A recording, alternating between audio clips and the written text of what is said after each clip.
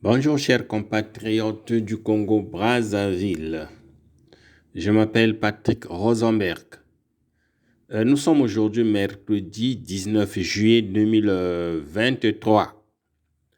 Mes chers compatriotes, depuis trop longtemps, les voleurs, incompétents, criminels et médiocres cadres de l'axe du mal, l'axe Oyo, Olombo, Tikapika, Edu, Obuya et Bundi ont privé le peuple congolais le droit de déterminer son propre destin. Si le Congo-Brazzaville est mal géré depuis 40 ans par des voleurs, criminels, incompétents et médiocres cadres d'Oyo, d'Olombo, de Tikapika, d'Edu, d'Obuya et de Bundi, ce n'est pas parce que ce pays manque d'hommes et de femmes capables de gérer correctement ses affaires. L'épiscopate Denis Sassou Nguesso et son petit groupe de criminels, de voleurs, d'incompétents et de médiocres cadres de l'axe du mal ne semblent pas particulièrement apprécier les intellectuels d'autres ethnies de notre pays. Des gens qui sont capables d'apporter des solutions concrètes aux problèmes du Congo. Ces problèmes qui sont causés par des médiocres et incompétents cadres mboshi.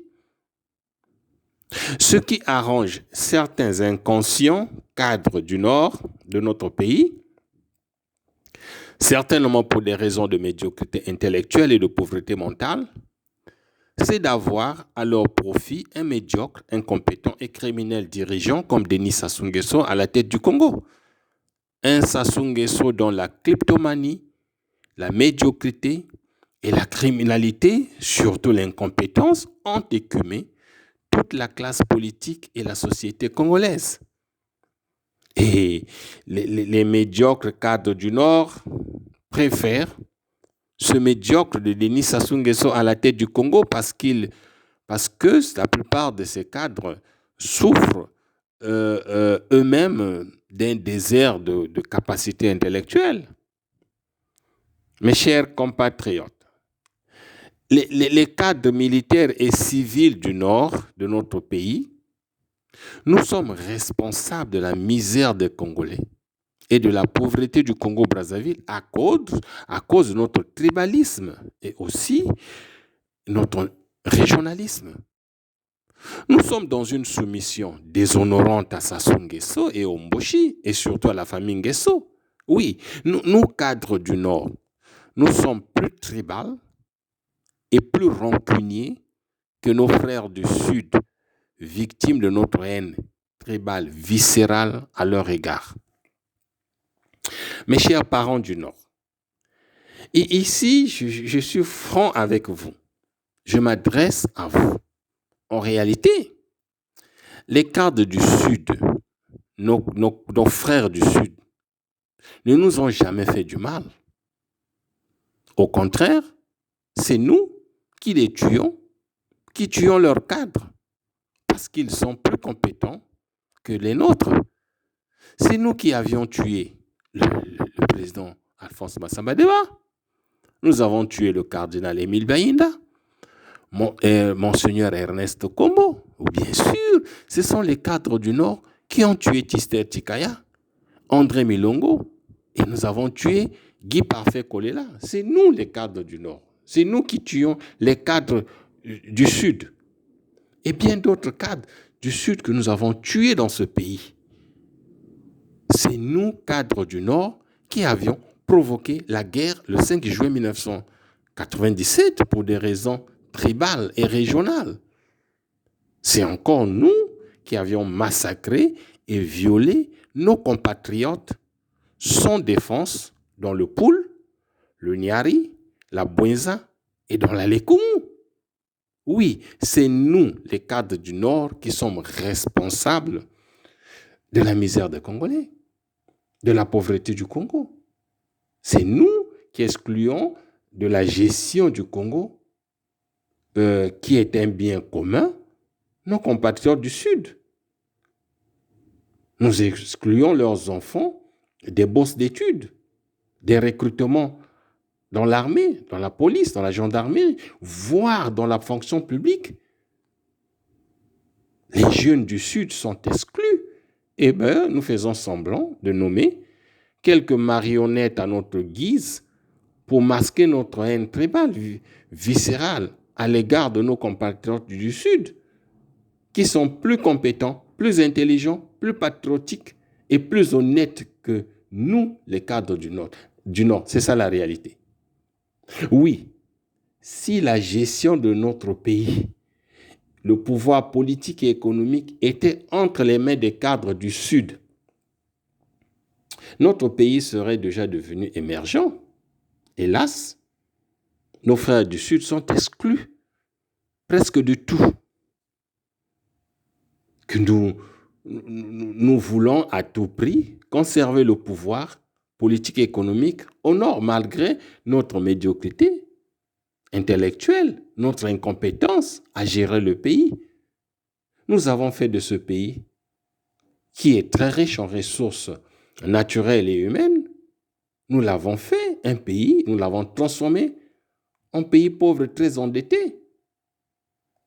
Mes chers compatriotes du Nord, ces images de pauvreté et de misère dans notre pays comptent parmi les moins glorieuses que le Congo sait offrir lui-même.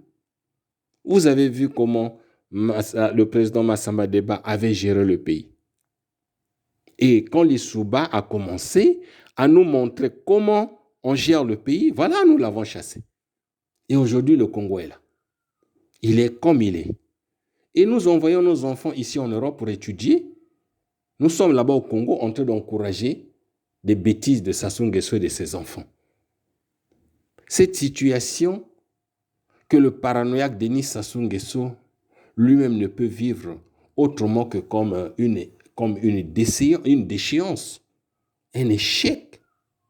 Cette situation nous prédit que le pouvoir de Sassou Nguesso est de fin. Le régime de Sassou Nguesso est de fin. Et va certainement se solder par son exil ou sa mort à court terme. Alors, quant aux médiocres et incompétents généraux et autres officiers des forces de défense et de sécurité originaires du Nord, des officiers au service de la famille Nguesso dont la bravoure ne se déploie que face aux civils du Sud aux mains nues, des officiers qui ne sont que des purs produits de la maudite armée congolaise, des officiers fabriqués et montés de toutes pièces par Sassou Nguesso, leur pourvoyeur de galons et de promotion.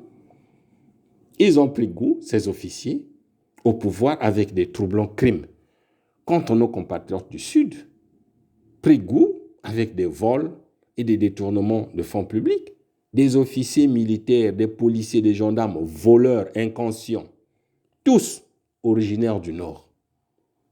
Et l'on pouvait prévoir que pour conserver le pouvoir politique et économique au Nord, ou pour sauvegarder leur misérable vie de fils de pauvres et d'analphabètes, ces officiers seraient capables de ce genre de silence absolu face à un régime dictatorial qui fait subir au peuple congolais de la misère et la pauvreté. Des médiocres officiers mal formés dans toutes les écoles et académies militaires où ils sont passés.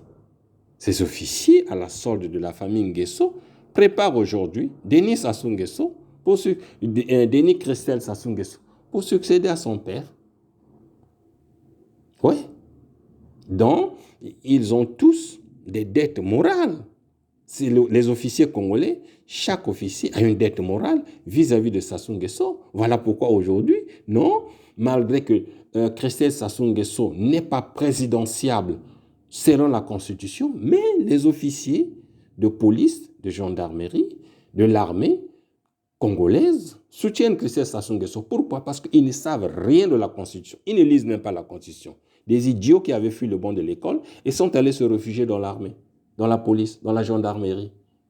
Et après avoir commis de multiples crimes, sont devenus des colonels, des généraux, bêtes, idiots, sans conscience ni intelligence. Voilà. Alors, ces officiers ont une dot morale à l'égard de Sassou Nguesso. C'est Sassou Nguesso qui a fait d'eux et à leur progéniture ce qu'ils sont aujourd'hui. C'est encore Sassou Nguesso qui enterre leurs parents pauvres et analphabètes.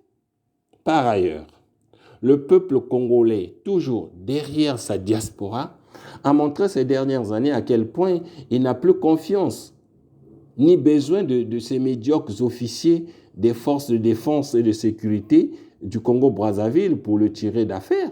Ce peuple est désormais maître de son destin et qu'il a déjà conquis le droit de ne plus se laisser faire. Sassou Nguesso et son axe de criminels ont ouvert une boîte de Pandore qui va bientôt se refermer sur eux. Aujourd'hui, ils s'inquiètent de l'avenir des Mboshi et non des Congolais. Voilà. Vive le Congo-Brazzaville, vive les Congolais, vive la diaspora congolaise. Je vous remercie. Patrick Rosenberg, je vous prie de partager mon audio. Partagez mon audio, partagez dans mon audio. Au revoir la semaine prochaine.